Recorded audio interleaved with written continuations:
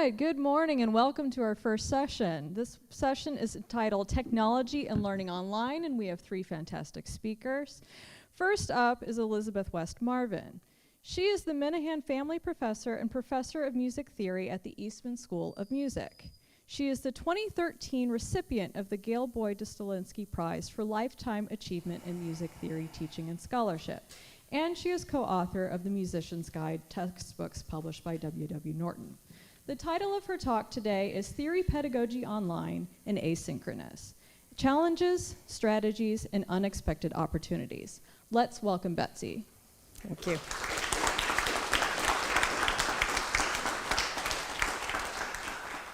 Thank you, Samantha. We all remember these days, the stress of a pandemic, worry for family and friends, students and colleagues, and the shock of emergency remote teaching. I'm sure you received emails very much like these. March 11th. For the rest of this academic year, instruction for most schools at the university will take place online. Spring break will be extended by 2 days, with classes recommencing online Wednesday, March 18. That gave us 1 week. This will allow our faculty and staff to prepare for the transition to online instruction. Just as troubling, perhaps more so, were the announcements that came soon thereafter, planning for fall. During the fall semester, spaces and scheduling will be prioritized for performance instruction, including face-to-face studio classes, applied lessons, coachings, and rehearsals. Academic courses will be taught in an asynchronous format to allow for maximum flexibility of student schedules. Exceptions to this policy will be rare. Well, there are a number of challenges specific to teaching music theory pedagogy that arise. For example, in theory pedagogy, we talk about use of the physical space. We talk about writing on the board and not turning your back to the audience. We talk about body language, eye contact. We try out the classroom technology. We sing together. We demonstrate at the piano. We sing four-part music. We go to the board and write together. We go to the library and evaluate textbooks. All of these things are facilitated by being face-to-face. So did administrators simply think that we could port lectures to video for students to view at their leisure? Well, in the inimitable words of Steve Lates, this is not a lecture class. Theory is not a lecture class. Should I play that again? Let's see if I can do it.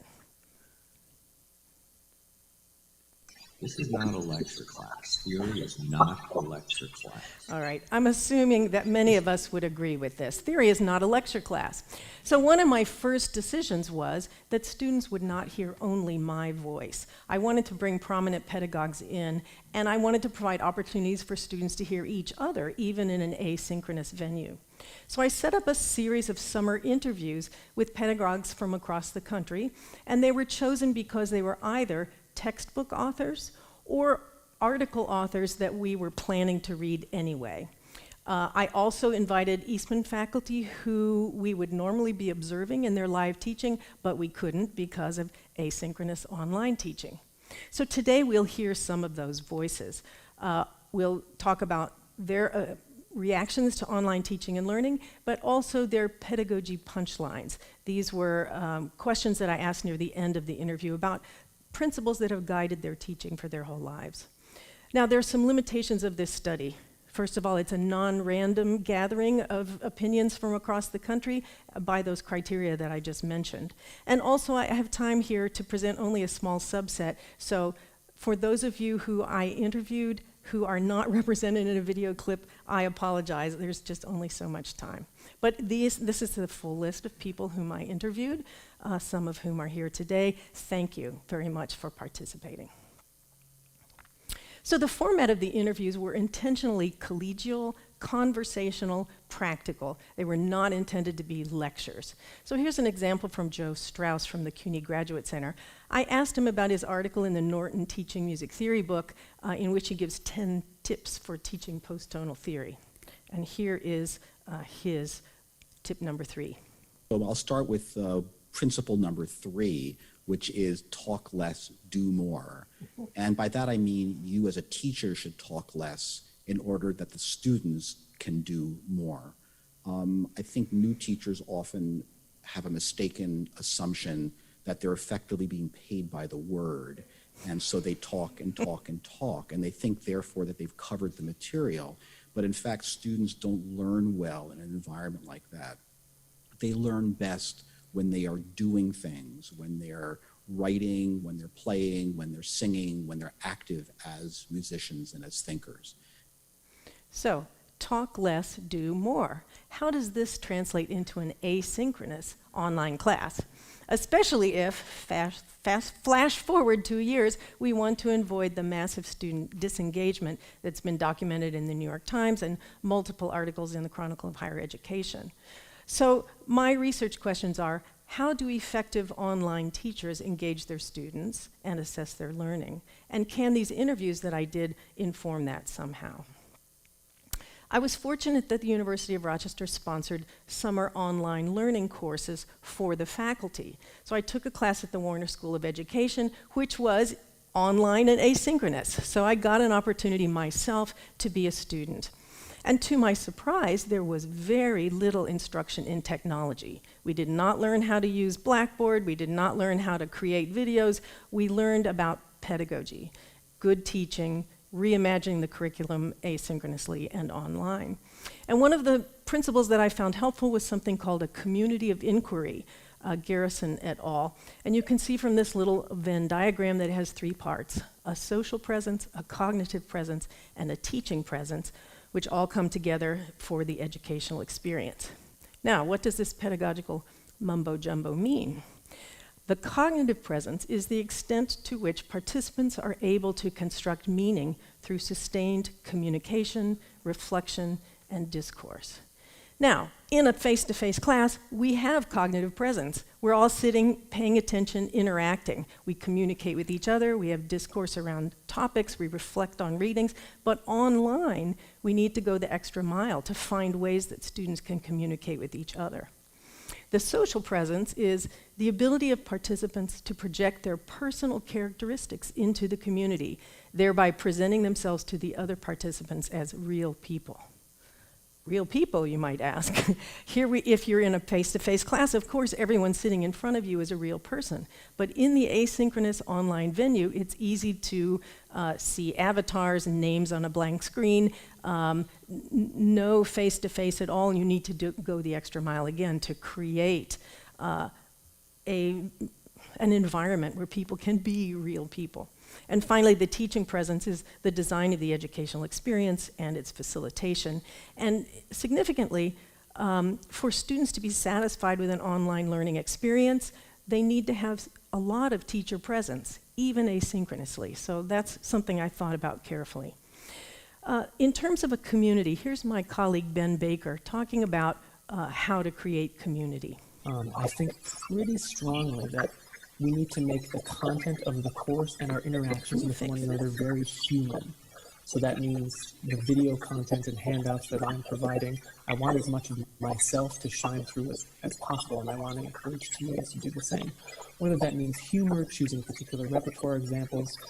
I'm sorry, you can't hear that, and we tested the sound before this, so I'll keep going, but I have subtitles for some of these, but not all.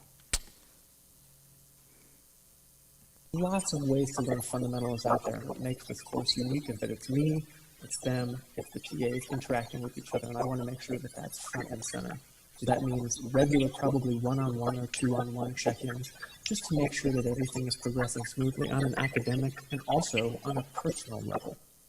What he's saying is that in addition to creating a community in the classroom asynchronously, he empowered his TAs to have one-on-one and two-on-one check-ins with students so that they could have occasional personal contact as opposed to only online contact. Is there anything we can do to troubleshoot at this point? Because there are videos throughout the whole presentation. Teaching presence when asynchronous. I spent a lot of time working on this in my course design. Every module began with an informal welcome, which was informal. As I said, we talked about what we would expect in each module. I replaced lecture topics with these interviews that we will look at And again, they were informal and fun. For oral skills, instead of lecturing about the different syllable systems, I actually dragged my son into my living room and I taught him. So we did call and response, we practiced numbers, we practiced syllables, and so students saw me as a person. They saw my son, they saw my living room, and it was a very human sort of experience. My backgrounds were all important rooms at Eastman or my own home. I set up discussion boards and voice threads, one of which I'll show you in a minute, where I was an active voice in asynchronous discussion. So students would post things and I would respond out of time. Here's an example of one of these discussion boards. The very first one, I asked students to tell me where you went to school as an undergraduate, what textbooks you used, what syllable systems you used, and one other thing about yourself. But you can see that I'm responding to, I talked about my own undergraduate experience. Every student then was required to post and to respond to 2 peers. This continued throughout the course, so they also listened to each other and commented on each other. When they read articles, they had more substantive discussion of these articles asynchronously than they would in class, because they weren't thinking on the spot. They were formulating an idea, thinking deeply about what they had read, thinking about how to apply it in their classes. And so I thought that was very successful, and they got to know each other well. And we'll swap out the audio cable and see if that helps. This is the one we tested. In terms of the cognitive presence, or keeping students engaged, we used active learning as much as possible. So in the fundamentals unit, instead of saying, hey, here's 3 ways you can teach how to build triads, instead we looked at 3 different YouTube videos explaining triads in different ways, and then students did an asynchronous discussion board or voice thread in which they compared and contrasted. Again, not a lecture. Students were given more choice in terms of what they read and what they responded to. We did periodic peer teaching. So this is another time when we broke the rules a little bit. We did the peer teaching synchronously with Zoom and used the time especially to focus on how in the world can you be musical and interactive in a Zoom environment that's asynchronous. Finally, we did journaling at the end of every module, and students had a private moment to reflect to me alone, not to their peers, about their own undergraduate experience and how what we had learned in that module applied to them specifically. So it was a very personal sort of experience that we don't often get in a face-to-face class. What opportunities did this afford? For the pedagogy classes, we added a unit on how to teach remotely. But it also caused me to re-examine my own pedagogical beliefs, how to be musical, how to be interactive when you're not in the classroom together, and it provided the opportunity, even the necessity for experimentation, including new technological tools. I had remote access to the teachers for the interviews, which was new, and I'm still using them in my class today. There's more engagement with pedagogy scholarship. Ironically, because we have all the hours that we would have been together in the classroom, I had more time to give readings and to expand the topics we would cover. And again, the students were held responsible for all of this through VoiceThread. There's also a new classroom dynamic when you're asynchronous, because there's no front row kid who can constantly raise his hand and want to dominate. Everybody responds to every reading. Everybody responds to each other. So I hope this plays. There is opportunity for creativity to reimagine assignments, both on my part and the students' part. I asked students to find a good online video of chromatic harmony, and this student wasn't happy with what she found, so she made a TikTok video herself on augmented 6 chords. It's Italian. That's better. Flat 6, 1, sharp 4. Always resolves out to 5. Only type with 3 notes. Just 3 notes. It's Italian. It's French. Flat 6, 1, 2, sharp 4. Always resolves out to 5. Double tritone inclusion. 2 tritones. It's French. It's German. Flat 6, 1, 3, sharp 4. This one's a little different. Resolve to cadential 6, 4. Then to 5, 3. It's German. So you can imagine how I was laughing in my living room when this came in for homework. It also gave opportunity for creativity in imagining video lectures. So here's what Ed Klorman shared with me. Here you'll see one way I try to capture students' attention is I use these animated versions of myself. So here you are. Now you might be wondering, why observe this distinction between PAC and IAC? Especially if your background in music theory is in French, you probably call both of these cadence parfaite. And Anglophone Canadians probably also called both of these perfect cadences. So how come our book distinguishes between PAC and IAC? Does this difference really matter? Did composers think this way? I think this really is engaging, and he had different animated figures for each lecture. Another opportunity for creativity, of course, is making friends with technology, and here's Janine Brown talking about how she assessed sight singing. And I would have students submit a video once a week through our LMS, through Blackboard. In the video, I have to see their conducting arm, I have to see their lovely face, and I would grade those assignments once a week. I would also have students sing a melody in smart music. So I like the juxtaposition of having videos submitted through Blackboard where students have to conduct, they have to use the proper solfege syllables, and then they're also submitting something in smart music where smart music doesn't care if you conduct, it doesn't care about your solfege syllables. But the benefit of smart music is that students can practice and they can submit their melody many times. Smart music will give them a score on how they did. And so it's essentially like having a computer teacher right there for the student at 11 p.m. when they're doing this assignment, and they can receive immediate feedback. So my asynchronous course, very briefly, as I said, because we weren't meeting in class, it gave me more hours to have them doing activities outside of class, and so I added units. So we had this introductory unit on online learning, and we added a whole unit on diversity, equity, and universal design, and students had to teach a class based on underrepresented repertoire. And then our regular units on curriculum design, oral skills, fundamentals, harmony. Instead of observing classes, they browsed the Blackboard sites of my colleagues, and then we broke the rules to do some synchronous Zoom teaching. Each module started with a short video by me, and our primary texts then were Snodgrass and Rogers, with a few sprinkled in from Bain. And we had more engagement with JMTP and chapters in the Norton and Rutledge collections. Short videos were in every module. I thought it was important not to dominate the course with just reading articles and writing about them, which I think would be boring. So activities were very hands-on. Students were recording their singing and playing. They were reflecting verbally on what they had seen and what they had read. They commented on each other's works. They developed materials. They did their journals. And there was actually very little lecture, and we covered a lot. So I'm going to close with some vignettes from my video interviews. My students saw much longer versions of all of these. Here's Jenny Snodgrass talking about the art of questioning. The effective teachers that I saw are masters at questioning. So when they're in front of the classroom, they never really just give an answer. They provide this series of questions that leads the students to the answer. And in turn, the students become just so efficient at asking questions. And again from Joe Strauss about coverage. Don't fall for the myth of coverage. Don't imagine that because you've talked about something, that learning has actually taken place.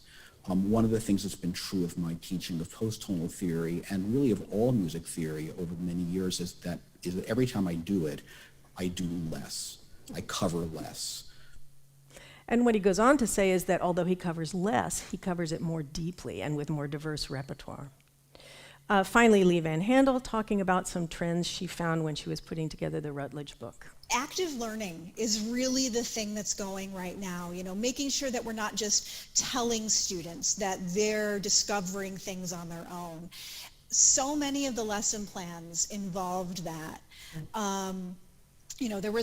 Nobody submitted something like, I give a lecture, and first I say this, and then I say this, and then I say that, thank goodness nobody submitted that. And finally, back to Ed Klorman, who reflects about our community of music theorists. I've been so struck how generous everyone in our field has been sharing materials, advice, and expertise with one another. We are really fortunate to have this community of expert and creative teachers sharing ideas, sharing materials. I absolutely agree. There's a lot of that going on, and it's really important. And it's a good indicator of the kind of people in our field. So I said it then, and I still believe it now. The music theory community leapt forward to help each other during this time of crisis teaching, and those people are you. That's why you're here. So thank you for all you do for music theory pedagogy, and I'm happy to take questions in whatever time we have left.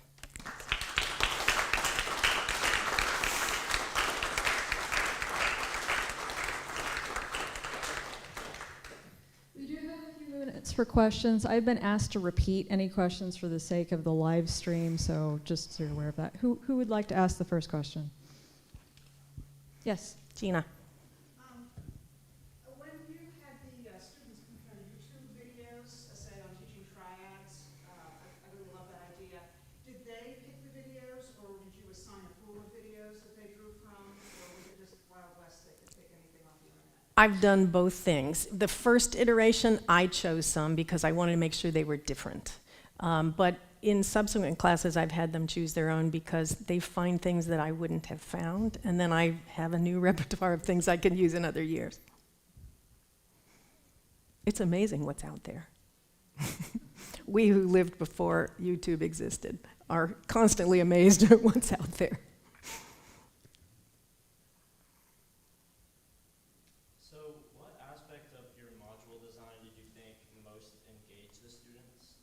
He's asking about engaging module design. The first question was about YouTube videos, of course. Yes, I'm sorry, I didn't give you it's time okay. to repeat.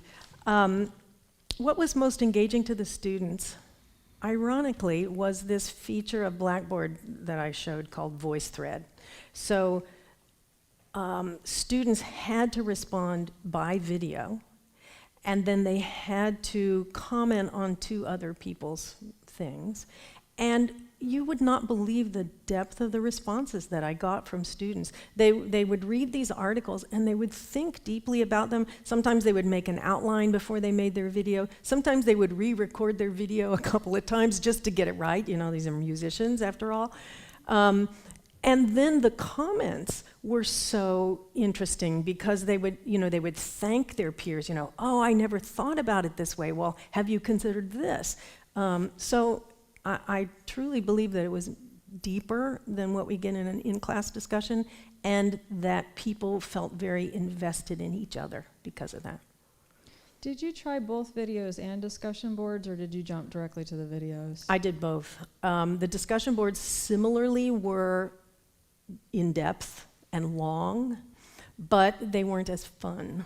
And I thought it was important to create that sense of community and see each other's shining faces. So I moved more toward VoiceThread then. Now that we're back in real life, I'm using more discussion boards.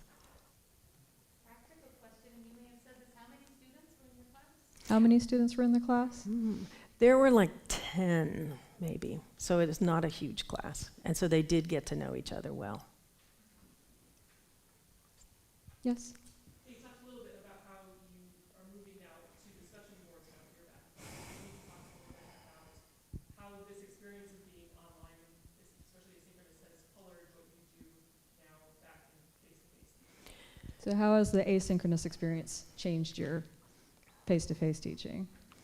I pretty much still do everything that I developed for asynchronous online teaching in my face-to-face class. So we still have discussion boards, we still have VoiceThread. I think this course is richer for having taught it online because we're engaging so much more with the scholarship of teaching and learning than we did before. Before, we would mostly just read in Rogers, the textbook. Then after Snodgrass's book came out, we'd read in those two. Now we read all over the place. So students are working harder and responding to each other more. But I'm using all those features. But now we get to sing together and we get to play the piano, and all those things that were good about being face-to-face are back, and that's good. Students are working harder, yes, but teachers are working harder. We never leave our computers now, and the bleed out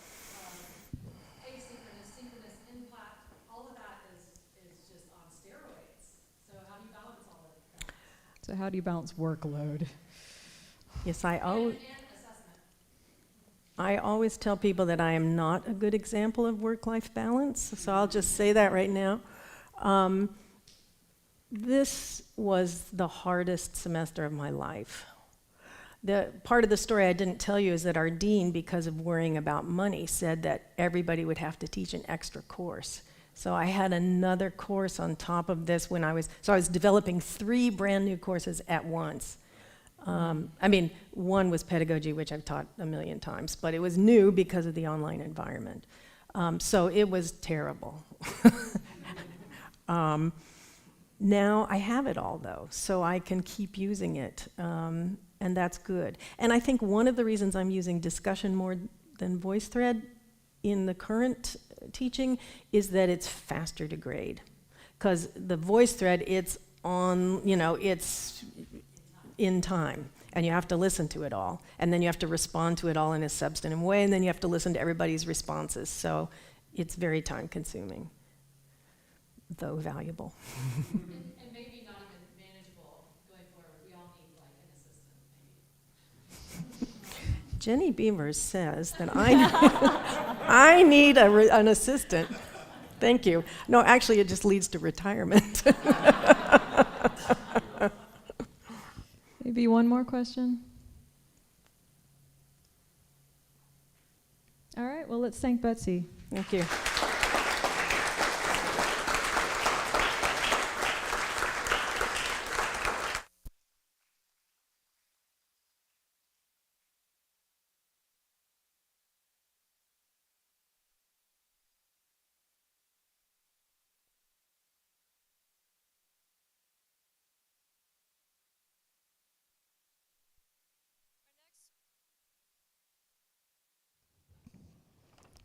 Our next speaker is Patricia Burt. She is an assistant professor at the University of Delaware, where she teaches music theory.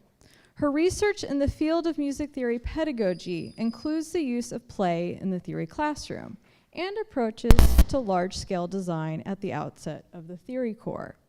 Her talk today is entitled Embellishing Tones with RuPaul: How Ungrading the Classroom, Collaborative Composing, and a Small Dose of Television fostered an upbeat and engaged online learning community.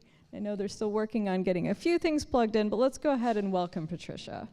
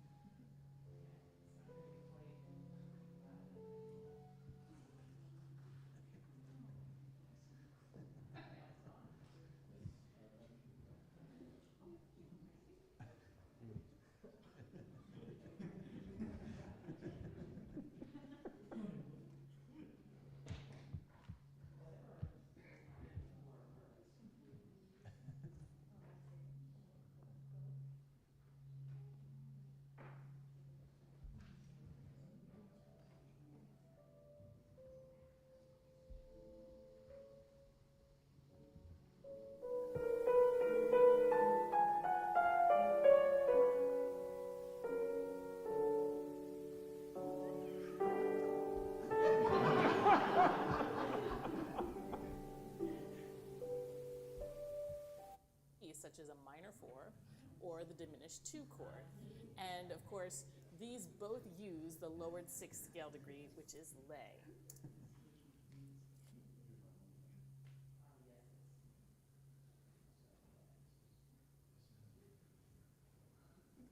This is a live demonstration of how technology always takes time, right?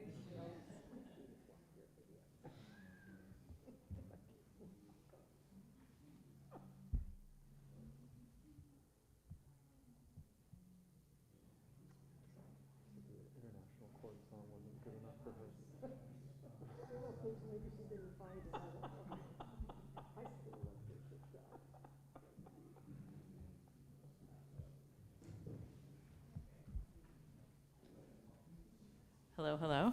Can you hear me? Good morning, everyone. Okay, is it possible also just to make sure that this talking can be... We're going to be talking about the Neapolitan sixth chord, which contains lay, but it also contains... That is good. Great. The lowered second scale degree. Okay, yay, teaching videos. All right. And let's see, play from the start. Okay. All right, good morning. Since we were last together at this conference 3 years ago, so much has happened to us, both collectively and individually. And one of those things that happened to us was the summer of 2020. As the death toll from COVID climbed and as protesters were taking to the streets in response to the murder of George Floyd, I was thinking through a comparatively small but connected dilemma about how I was going to navigate an educational landscape that had been ravaged by the pandemic, as well as a dilemma about how to deal with the systemic inequities baked into the fabric of our educational institutions and into our discipline of music theory. I had just finished a disastrous term of teaching online, the very same theory class that I talked about at our last Pedagogy into Practice conference, the Theory 1 class focusing on large-scale design and fundamentals fluency. My transition to an online environment felt pretty unsuccessful. And for weeks after the semester's end, I was haunted by visions of my computer monitor on Mondays, Wednesdays, and Fridays, a grid speckled with unhappy student faces and empty black rectangles. I suspect in the summer of 2020, many of you were also reeling from variations of the experience I just described. As weeks of spring 2020's Zoom University piled up in the rearview mirror, I noticed my students were suffering from a number of ailments. They were experiencing a sense of social isolation, increased anxiety, and not just about their academic performance, but about how the pandemic was going to be affecting them and their loved ones. They were having difficulty concentrating due to Zoom fatigue. They were less motivated than ever to complete their assignments. And I was starting to worry about a disconnect between written theory and my students' ears, because we were no longer singing together and doing the things that allow them to have firsthand experiences of the kinds of things that we're talking about. People in academic communities were talking about how to manage student mental health issues, which were aggravated by the pandemic and online learning. But what seemed to get equal airtime, oddly, was how to deal with student cheating.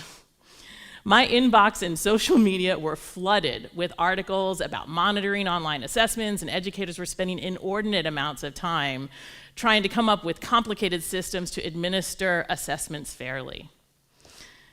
I personally have always felt revulsed by the idea of policing students so they don't cheat.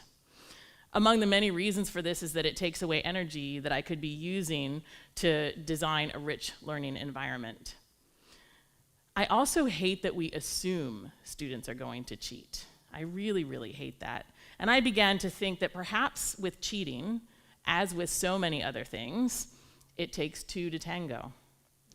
I wondered if there's something about the way teaching and learning is traditionally set up that was contributing to this problem of cheating. And I was wondering how I might be playing a role in that. That summer was the moment I decided to move beyond my general feelings of righteous indignation about cheating students and see if I could, from a true place of empathy, understand why students might cheat and perhaps use that as a starting point to address the issue, and address the issue through my course design specifically. So why do students cheat? I mean, there's lots of reasons: outside stressors, maybe they're having financial issues, other things are going on in their lives that are keeping them from being able to be their absolute best in my class. They might find the course material to be uninteresting or irrelevant to what they want to do musically in their lives, and I think that's something that we all need to think about carefully as we move forward. Also, if students don't feel like they're part of a community, a learning community, then they don't think about the ways in which their individual actions might impact those around them because they feel so isolated. And so as I thought about these things, I thought, what would an online theory course look like if it prioritized student engagement and mental health and removed incentives to cheat? Essentially, I wanted to figure out how to go from this in spring of 2020 to this in fall of 2020. And so I chose 3 values that I was going to prioritize in my course design. I wanted students to have a sense of lightheartedness, to feel happy when they're in my class, to feel like the class was a bit of a respite from a lot of the problems that were going on around us at the time. I also wanted students to feel a strong sense of community, and I wanted them to be engaged, not with the material, not because they were trying to get an A, but because they were truly interested and excited about learning. It's important to note that the students I was going to be teaching in fall of 2020 were the exact same group that I had taught in spring of 2020. And we were going to be together in a second semester theory class that was going over diatonic harmony. This class was scheduled to meet Monday, Wednesday, Friday for 50 minutes a pop, and I had 3 sections, about 15 to 23 students each. As I talk through the course design, I'm going to be using materials from week 10, which was a unit on embellishing tones. In my new course design, I was going to avoid at all costs the deadly Zoom lecture. I was going to replace Monday class meetings with a series of videos on the week's topics, and those videos would draw on as wide a range of repertoire as possible, so hopefully I would be connecting, at least here and there, with my students' musical interests. I was going to use Wednesday and Friday meetings for hands-on activities in small groups, again, as a way of avoiding any kind of lecturing and as a way of letting students be part of actual learning communities. As I was thinking about assessment and problems with assessment, I started thinking about, what kind of activities do I like to do in my own free time? And I have to admit that on a Friday night, taking a music theory exam or a quiz is not among the top 5 activities that I would pick, but I would probably pick working on some sort of creative musical project or performance, or sitting around with friends and chatting about music. So I decided I was going to assess student learning through creative projects and individual interviews where we got online and chatted about musical structure. I also decided to ungrade the class, which I'll talk about in a moment, but because students were going to be basically deciding their grade, I made sure to provide regular formal opportunities for students to reflect on their own progress. Ungrading is the most terrifying thing I have ever done professionally. I think we feel some sense of safety in that grades and scores provide some kind of quantitative and mostly fair measure of whether students have mastered the material in the class. But I think grades aren't quite as fair as we'd like to think. And during the summer of 2020, I read Susan Blum's book on ungrading, which I would recommend. Even if you don't want to ungrade, I think it's got a lot of interesting things to think about. And then after I taught this class, I looked at Alfie Kohn's book, Punished by Rewards, and it talks a lot about the same kinds of things, about the way rewards are really counterproductive to what we're trying to get students to do. So while grades might be measuring how well a student knows information, grades are also measuring a lot of other things, like how privileged an upbringing does a student have. So students obviously who had access to AP music theory classes are going to be in an advantaged situation compared to students who did not have access to those opportunities. We think that grades are important in terms of graduate school and our undergraduate students applying to graduate school. But if grades don't have consistent meanings across schools or even across instructors on the same class, I think that, that might be a bit of a dream. Grades also don't provide meaningful feedback. Meaningful feedback provides meaningful feedback. And grades encourage competition over cooperation. Grades undermine intrinsic motivation and encourage carrot chasing. There's a lot of studies that talk about this, and you can read all about them. Grades also encourage what Alfie Kohn calls unreflective expedience. We all know the student who will do no more and no less than is required to get an A, and what they end up doing is they end up not taking the kinds of risks that might lead to really meaningful and deep learning experiences. Grades also encourage students to think more about how well they are doing rather than what they're actually doing, and that self-consciousness also can get in the way of deep learning. So now on to the class. Every Monday I released a series of 3 to 5 videos in place of a class, in place of a Zoom class. The videos had accompanying handouts with the musical examples and also practice problems that the students could work on individually before they were going to show up on Wednesday and Friday and work with the material in groups. We were all sitting around with not much to do, and I knew students were watching a lot of television, so I decided to take advantage of that, and each week's videos had a TV or movie theme. For week 10, which was a unit on embellishing tones, I thought, what better company to go through embellishing tones with than the Fabulous Five from Queer Eye and RuPaul. The introductions to the videos were usually, I tried to make them kind of fun and lighthearted so that the students would get into a more relaxed kind of mindset before we delved into the material. Here's an example of one of them. I used music from the TV shows as well for a lot of them.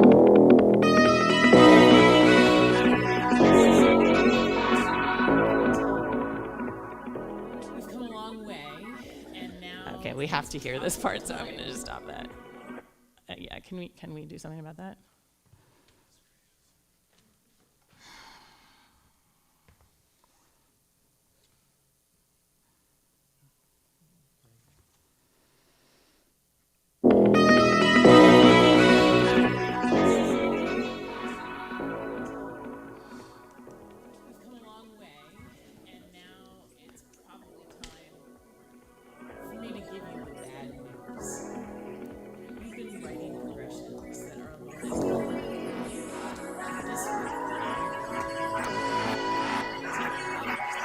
I'm sorry, I can't give them I do need to have us be able to hear that.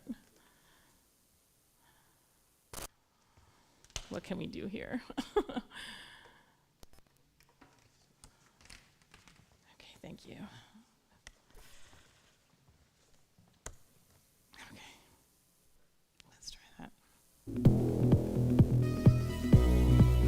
Hello, theorists, and welcome to week 10. We've come a long way, and now it's probably time for me to give you the bad news. You've been writing progressions that are a little bit plain, but this week we are going to learn how to embellish those lines. Passing tones, neighbor tones, and suspensions. You've already... And then I went on, this is the first example in the handout. I had a reduction of a chorale, and in example 1A, we just have basically 1, 5, 1, and I talk about this is so boring, and we would never really want to do this, and have this be the only thing that we're doing, and so maybe in example 1B, if I change the chord positions and also change some voicing of the chord, it's going to make it so much more exciting and so much more interesting. To bring that bass line down an octave, because that just sounds really nice, before moving back to the tonic. Okay, maybe it's still not that exciting. Let's dress it up maybe even a bit more. We'll put big earrings on you. Jewels, and just the dress and the shoes and we'll make you big. So what I'm gonna do So what then I did was play the example that contains the added passing tones and neighbor tones. A quick note on musical examples. I really wanted, this is a class on tonal harmony, that's a common practice tonal harmony, and but I really wanted to be as diverse as I could in terms of my musical examples, so these are all of the composers and performers from the videos, and you can see there were a lot of different styles that I included. Wednesday and Fridays were reserved for in-class activities, and about midway through the semester, I developed a battle of the bands that would happen on Fridays. Students were separated into groups by instrument and register. I had to make sure that the groups, the instrumental combinations in the groups timbrally made sense, and that we had a combination of low and high instruments. Groups came up with band names. My personal favorite was the Toxic Tonics. They were given a challenge that was related to the TV theme of the week or our pandemic lifestyles. And the challenges were either analytic in nature, or they would be writing progressions or melodies. And the bands could win various badges. So you can see Athena, my cat, who was a frequent cast member in the videos, also showed up in the badges. But The students over the weekend, if they were writing progressions or melodies, they recorded collaboratively in Soundtrap, which is a collaborative DAW that basically saved my life during that semester and allowed students to make music with one another. This is an example of a Jamboard from one of the Friday challenges. And you can see here they took a progression that they had written and recorded the week before and dressed it up with embellishing tones. And you can take a listen to what they did in Soundtrap over the weekend.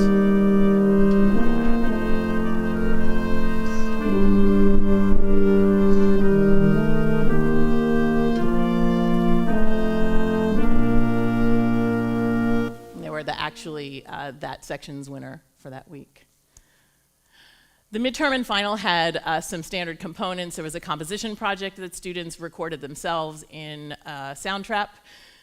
They also had a lengthy self-assessment, and after those two things had been handed in, we had a 30-minute individual interview. Students had been given 48 hours prior to their interview an analysis example that they had prepared ahead of time, and they would walk me through the example, and then we would have a marvelous conversation where I could ask them follow-up questions and help them dig a little deeper if their understanding was a little bit shallow, or help immediately give them feedback on things that they were misunderstanding. We also discussed the strengths of their compositions and areas for improvement, and finally, we discussed their self-assessment, their performance in the interview, and agreed upon a letter grade. Here's an example of one of the midterm compositions.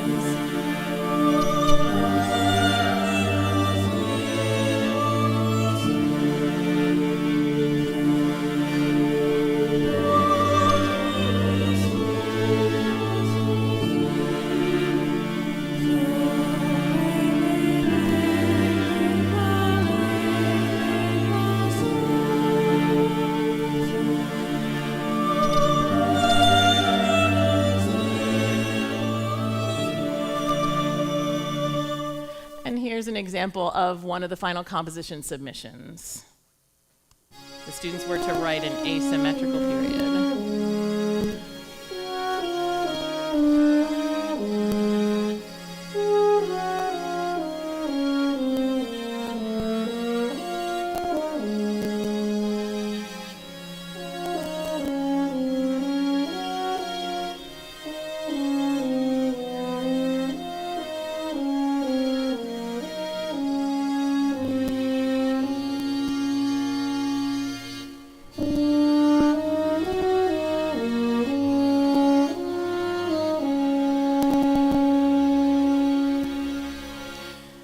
So I have to say the compositions I got this particular semester, I've used composition projects since the beginning of time, and they were really far better than a lot of the compositions I had received in the past, and I wonder if maybe the fact that I had them record it had something to do with that.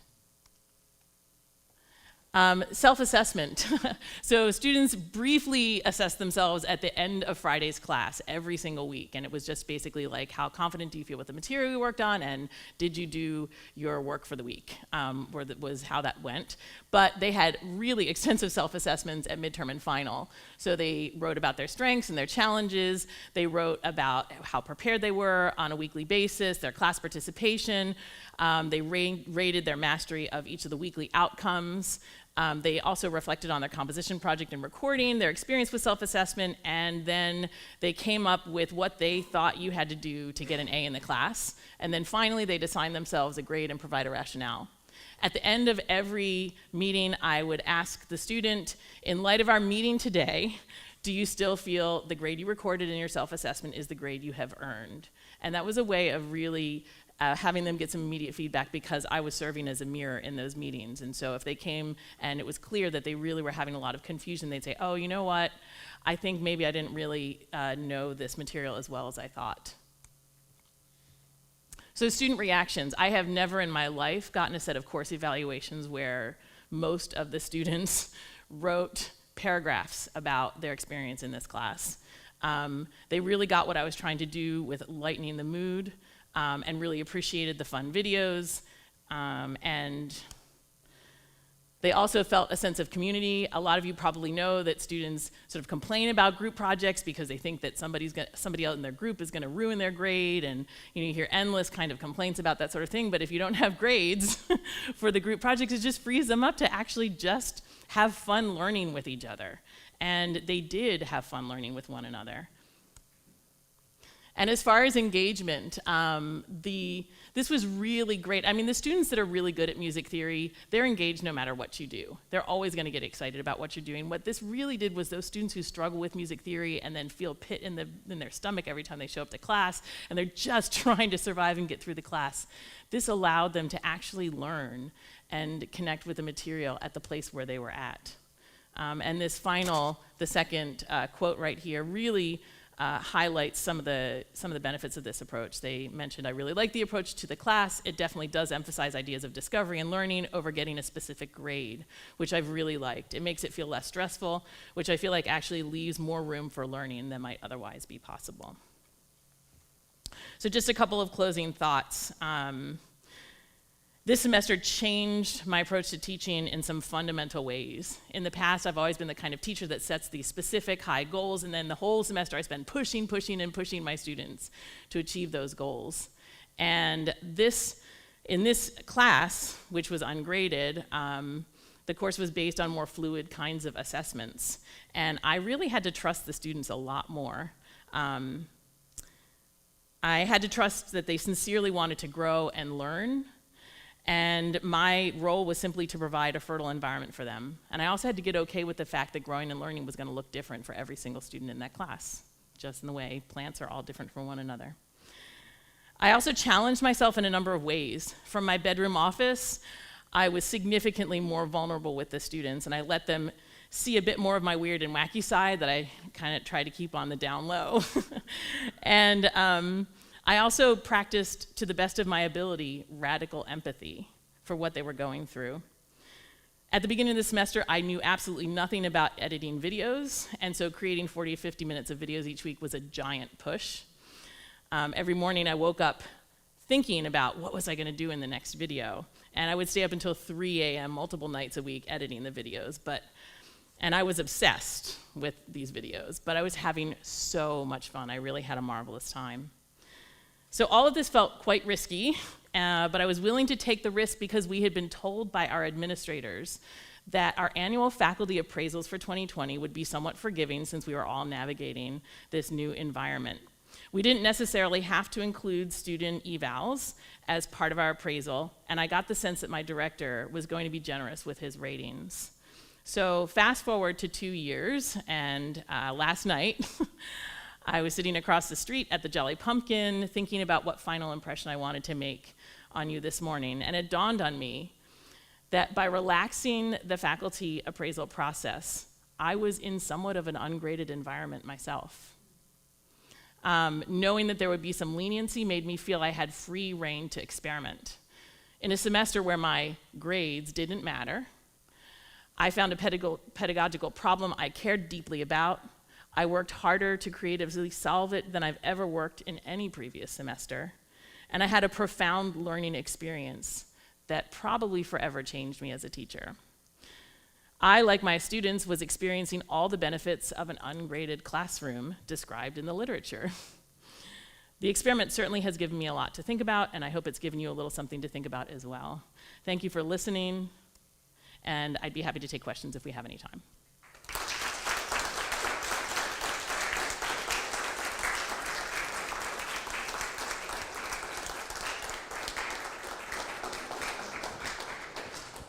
We do have time for a few questions.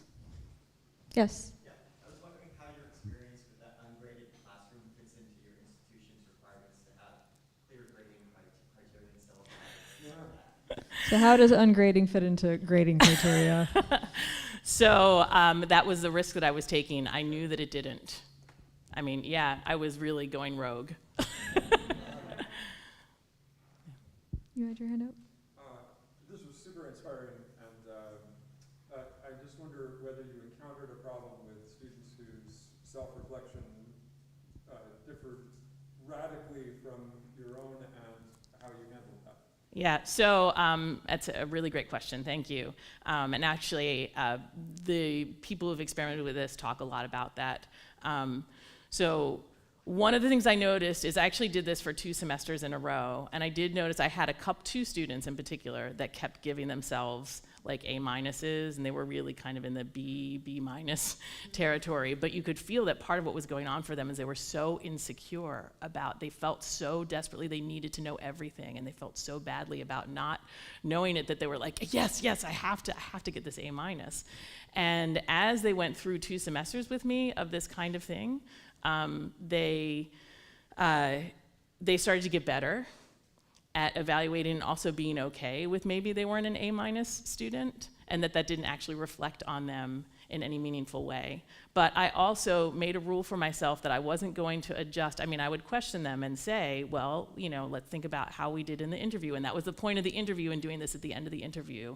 Like, you had a lot of problems here and there, and how do you think that should impact, where you are? And, but I made a commitment to the most I would lower or raise a grade was by 1/3 of a grade. So if they said A minus, I'd say, well, I think really this is really B plus work. And that was kind of how I did it. But part of that also has to do with the fact that, what kind of, I don't want to spend a lot of time thinking about grades because I'm not sure that they really have a lot of meaning. Out of curiosity, how did students react to having to assess themselves? Because I just, from casual observation, I've seen some students who get really into that sort of thing, and some students who absolutely despise it. I was just curious what your experience so some of was. them felt like the weekly thing was a little bit too much, and they were like, yeah, I just dusted that off. But others were like, oh yeah, I really enjoyed having the opportunity to actually think for a minute about how I've done this week. And then some students, even like the really good students, were terribly uncomfortable with this ungrading because they're so used to like, oh, I check my grades, I check my grade book like 5 times a day, and I'm always trying to get that, 4.0, whatever it is. And a lot of those particular students actually then were talking later about how it was really a relief to not have to check the grade book all the time. So I feel like overall I got very few complaints about it. Excellent. One more question? Yes. Yeah, I'm curious to know how you help students structure their own self-assessment. Was it pretty open-ended? Was there criteria? Did you sort of help them figure out how to do that? No, so I had particular categories. It was like a 7-page document, and they had to answer all the questions. And then I had all the outcomes, and then a scale of 1 to 7. So they were kind of like, putting how comfortable they felt with the things. And it was really pretty holistic because it wasn't just about the course material. It was also about how they were learning and having them reflecting on their own learning. All right, let's thank Patricia.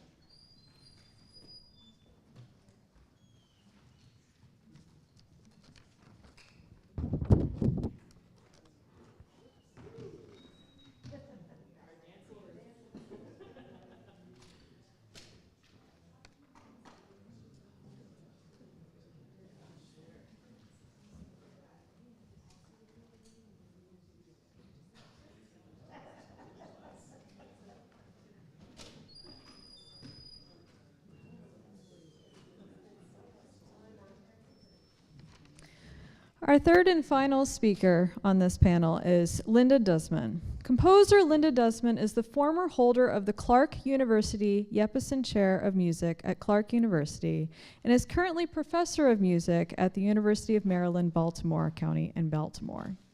She currently holds the Berman Chair in Entrepreneurship at UMBC. And complete info can be found at her website. And let's welcome Linda, please.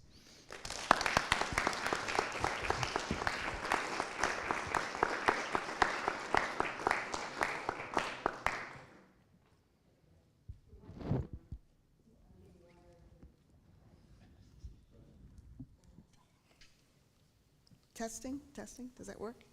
It does. We just gotta get you in there. Bring you around your shoulder. Okay. Back and through. All right. Audio. Okay. Here we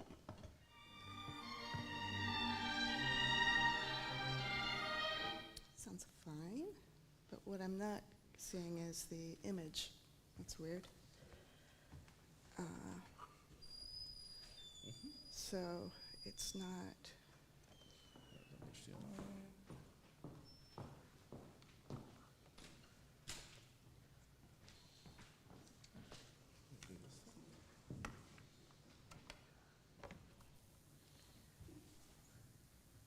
There we go.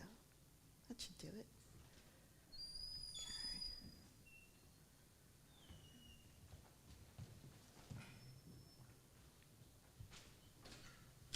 Good morning, everyone. It's great to be here. Thank you so much for coming. I've heard about this conference for a number of years, and it's my first time here, so I'm really thrilled to be here with all of you today. This is the title of my talk is Music Theory in the Concert Hall: Enhancing Public Engagement in Real Time via Smartphone App.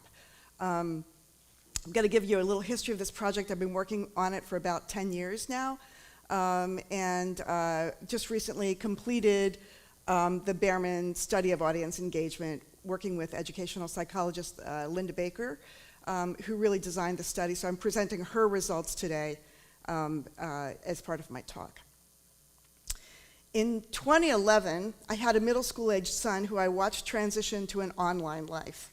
Schoolwork, socializing, communication, all revolved around screens.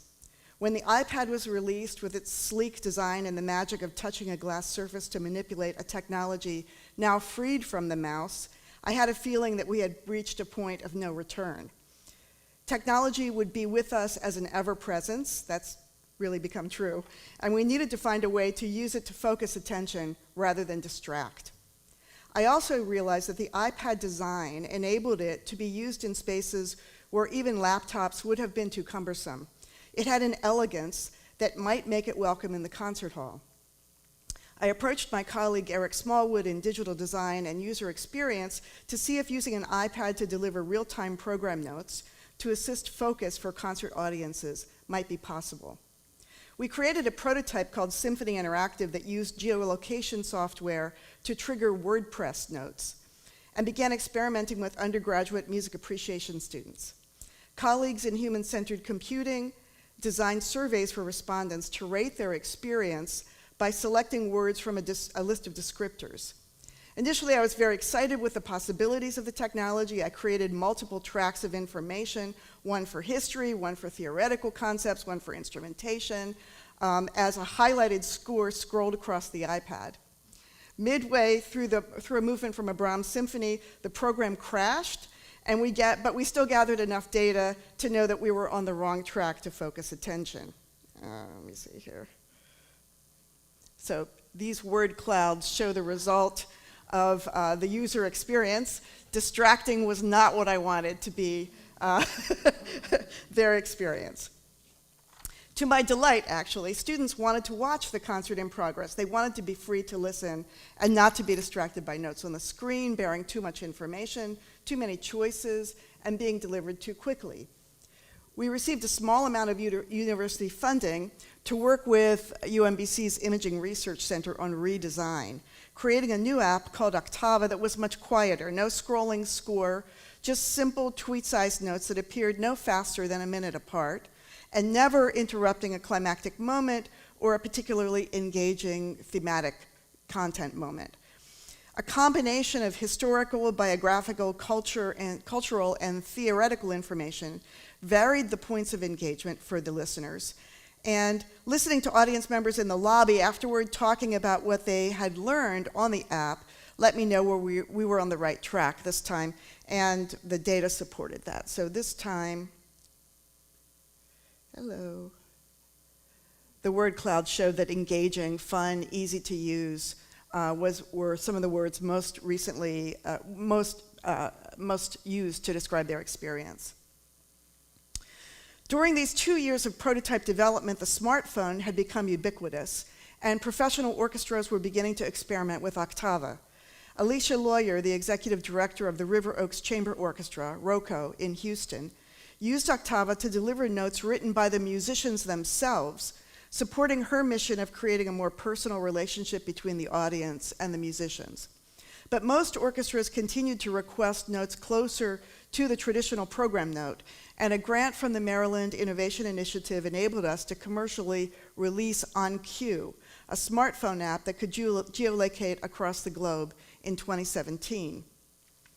Simultaneously, the Live Note app was being developed by the Philadelphia Orchestra, and in Europe, the Wolfgang app was in experimental use, both based on a similar premise to On Cue, so the idea seemed to be emerging in various locations. Scholars were researching the efficacy of the 19th century innovation of traditional program notes, including Margulis, Abrahamson, Cipriano, Fischinger, and Bloom et al., with varying results of their studies. Much has been written recently about using digital technology in music education, including its use for enhancing the audience experience. However, as Nichols et al. Wrote, despite the obvious importance of developing aware and educated listeners for the sustainability of the public concert tradition, the academic literature has been slow to research the efficacy of listening pedagogies. The literature on informal learning with mobile devices is sparse, but research conducted in science museums has shown that mobile devices can be quite effective in delivering information to those attending those museums. In 2017, the Education Department of the Baltimore Symphony received funding from the National Science Foundation to explore the possibility of informal science education during symphony orchestra concerts using the Octava app, which proved promising especially for music information. So audience members were not so excited about learning science, no surprise, but they were very enthusiastic about learning music. And in 2019, funding from the Behrman Family Foundation enabled the initiation of the Behrman Study of Audience Engagement, for which educational psychologist Dr. Linda Baker designed the study to determine if informal music education during symphony orchestra concerts did indeed enhance audience engagement, which was our goal. That was the premise that we had in developing this thing, but we never actually did any studies to see if that was actually the case. So the data I'm presenting here was analyzed by Dr. Baker to eliminate bias from me as a member of the On Cue design team.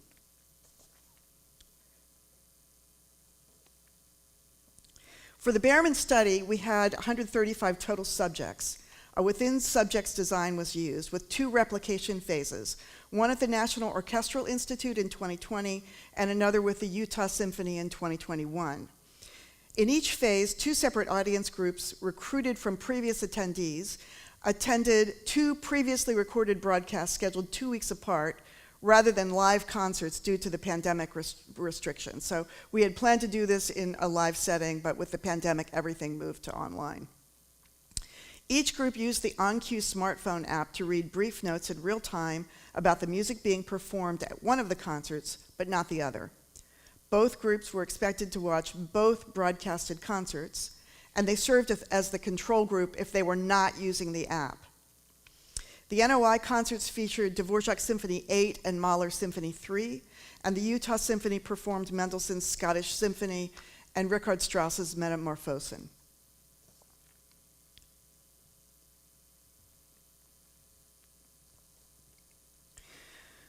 The study tested the effects on audience members of notes targeted to specific moments in the music performed. The notes provided textual information about form, harmony, tone color, motivic development, and cultural history, along with illustrative photos and score fragments presented during the broadcast via the On Cue app. Notes were designed to generate imaginative engagement through a conversational tone rather than an academic one. The first slide demonstrates the use of a score fragment to assist listeners in Utah to hear the relationship between Strauss's Metamorphosen and the funeral march from Beethoven's Eroica Symphony. The second illustrates an introductory note delivered prior to the downbeat, providing cultural and biographical context for the work. And the third slide is another introductory note provided to listeners at the National Orchestral Institute outside of Washington, D.C., that provides stylistic and biographical information introducing Dvorak's Symphony No. 8. So the one on the right side is slightly longer because it was read prior to when the music actually started. Here's a short video that demonstrates the experience for audience members in real time for the third movement opening of Dvorak 8. Just notice the slow pacing of information, providing wayfinding information about the form of the minuet and trio movement, along with historical context.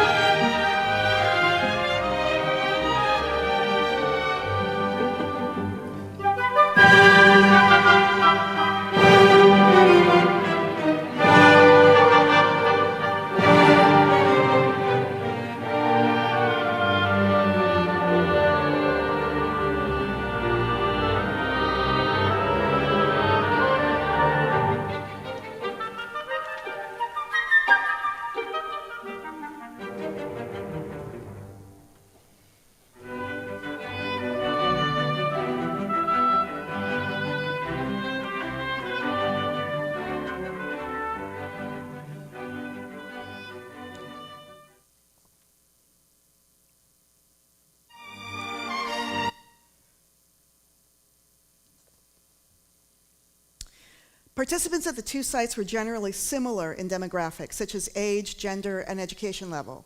Overall, the participants were highly educated, with only 3% indicating high school as their highest level of education. One of the important background variables was expertise in music. The measure of expertise was based on whether the individuals played a musical instrument and for how long, and whether they had taken formal coursework in music and how much.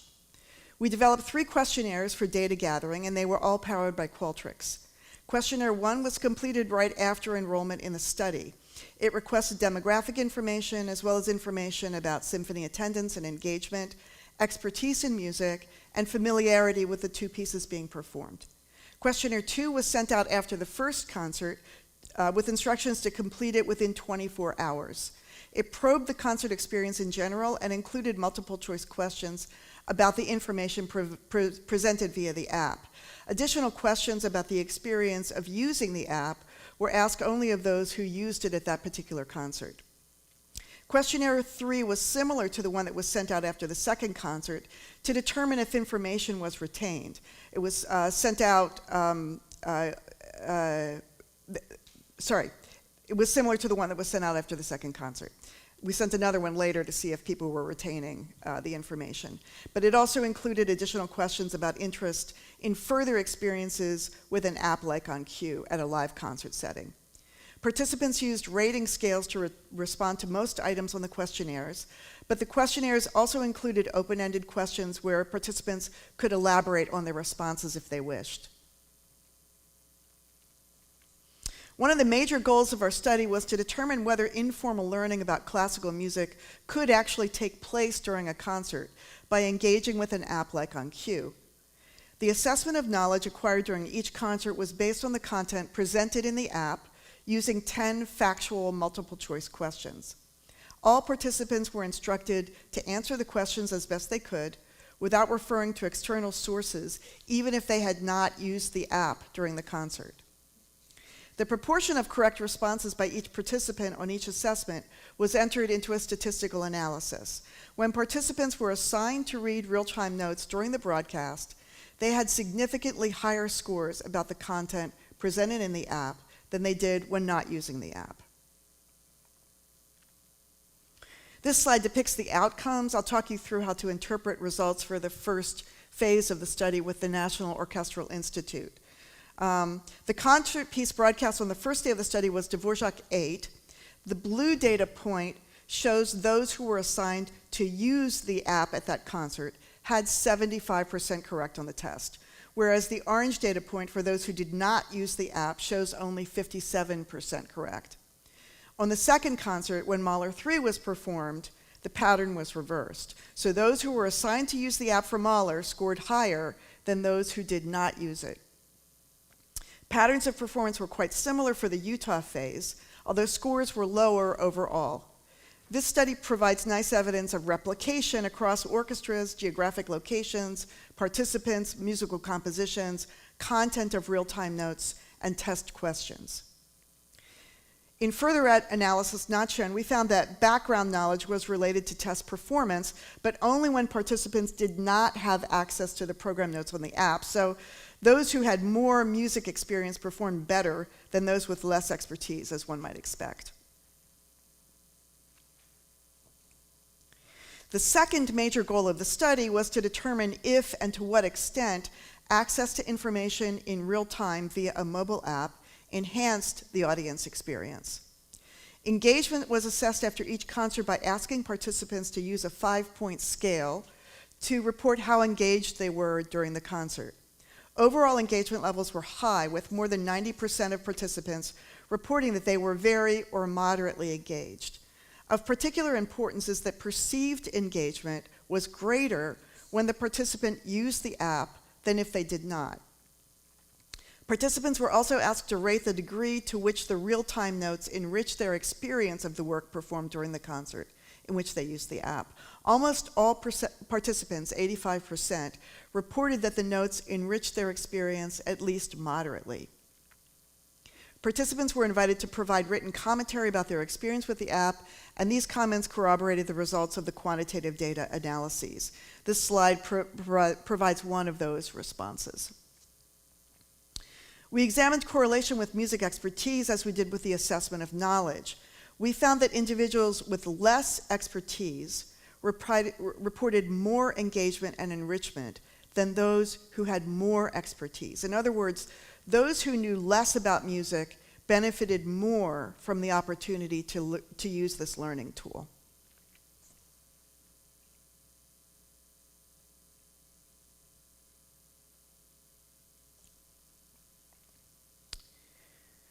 The Behrman study of audience engagement showed that informal learning during concerts in real time is possible, and that technology can enhance an audience member's enjoyment of and engagement with the music. Most participants were highly engaged during the concert when they used the app. They believed the information presented in the app enriched their experience of the concert, and they were interested in attending future concerts, whether live or streamed, where they could use an app to access real-time notes. In reviewing, I'm sorry about this box, I couldn't figure out how to get rid of it. In reviewing the results of questionnaires, it is notable that questions relating to history and cultural issues were more likely to be answered correctly than those relating to theoretical or formal qualities of the work. For example, in Richard Strauss's Metamorphosen, audiences who used On Cue correctly answered questions relating to the work's commission, its dedication by the composer, and scholarly speculation about the meaning of the title, but more often answered incorrectly questions about Strauss's use of counterpoint and chromaticism in the piece. In the Mendelssohn Scottish Symphony, participants learned the sources of Scottish influence in the composer's creative processes, but did not remember key relationships or about cadences or thematic relationships in symphonic form. In thinking about this, I noted that historical and cultural notes related directly to the piece being performed, whereas theoretical commentary could be viewed as more generic. A composition in the key of G major could apply to many works, for example. Also, theoretical commentary often was provided primarily as wayfinding commentary.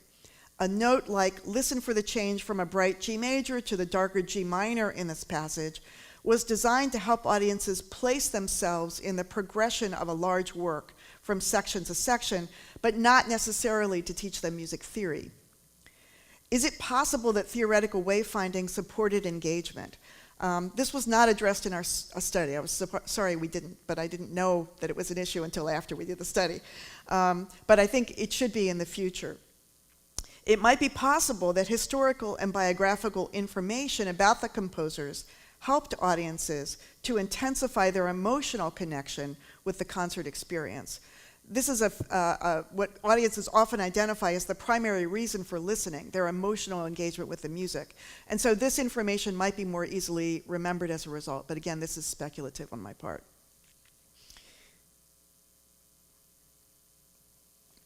The results of our study have important implication for orchestras concerned with broadening their audience base.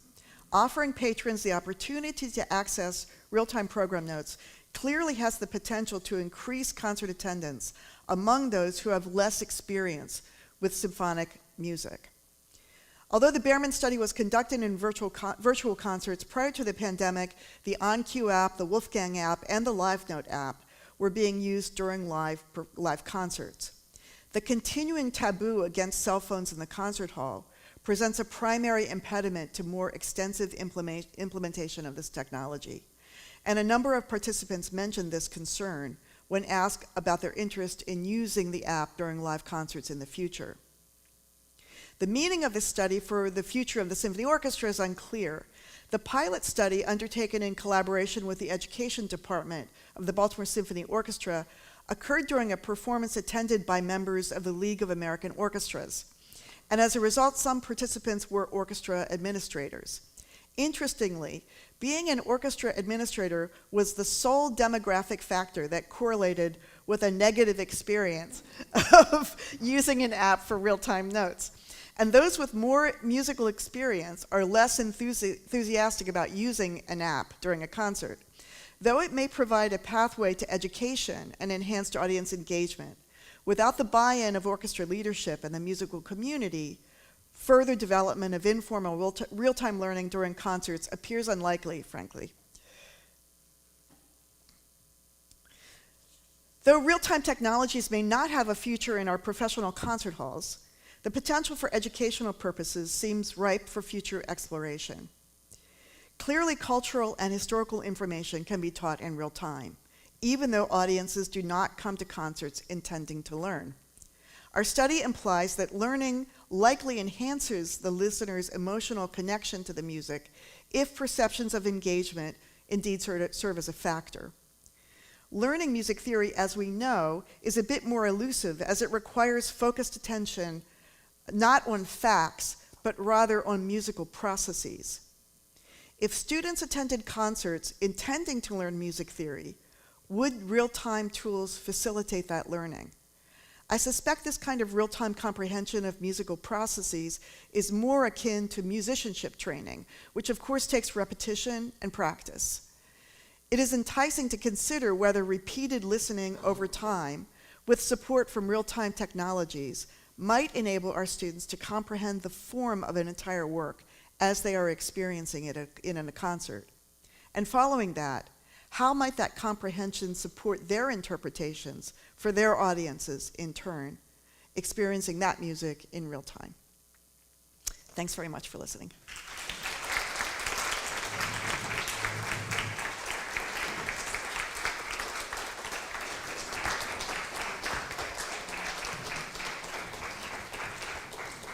We have a few minutes left for questions.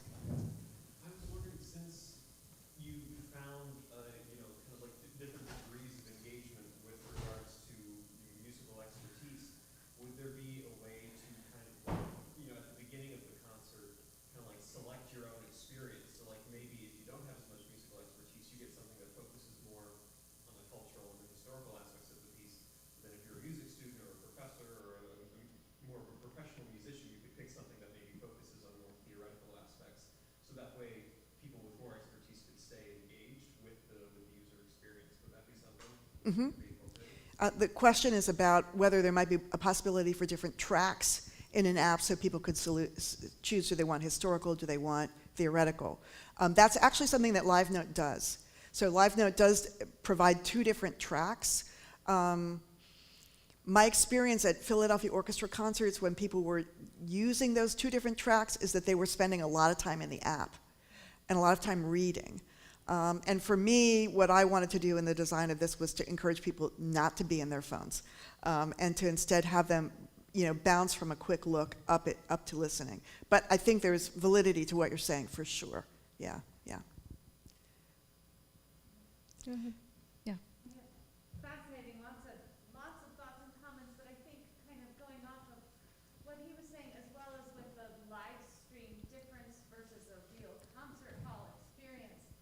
I'm thinking of, you were so used to watching, well, some people are getting more used to watching like a live stream on Facebook with a constant chain of comments. Mm-hmm. So when you're at a screen in general, your attention is kind of split. But in the concert experience, it's very different. And I was struck with watching the live stream, how it was already curated. The cameras cut Yes, here, yes. they cut this view. Yeah. So I'm wondering how specifically the app could help enhance a live concert experience, kind of telling people what to look for. Mm-hmm. It kind of said, this part that just started after the fact, this is the part here.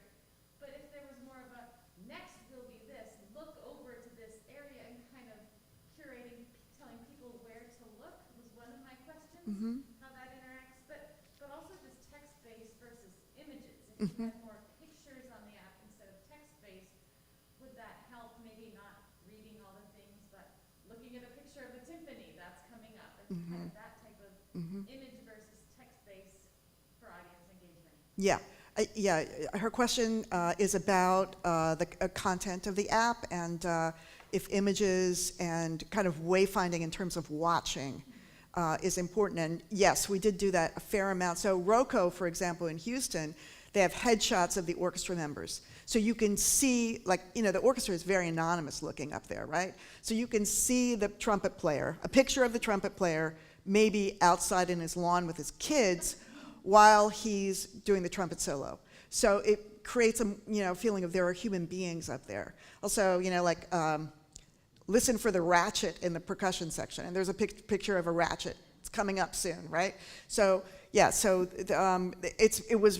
and that was very popular with audiences. So having illustrations was really useful for them. Yeah. I would say that I should add that writing these notes is really challenging. Like figuring out the right place to put them, how to be very, very concise so that you can just glance down and see, but not be, reading. It's really challenging. Yeah. Maybe one more question? Please forgive me if I missed this, but were audiences actually notified to look at their screens? I would be worried about missing something and then... I forgot to mention this, thanks for asking. There's a haptic vibration. So we implemented that pretty early on because people were annoyed, right? People really were running out at us saying, it's really annoying. I have to keep looking at my phone and, all that. So the haptic vibration gives them an alert that there's something there to see, and then otherwise I can put it away. Because it does sometimes go for 2 or 3 minutes with nothing. And then they would be worried that they were missing something, right? So goal-oriented people were worried. Yeah. All right, let's thank Linda, please. Thank you.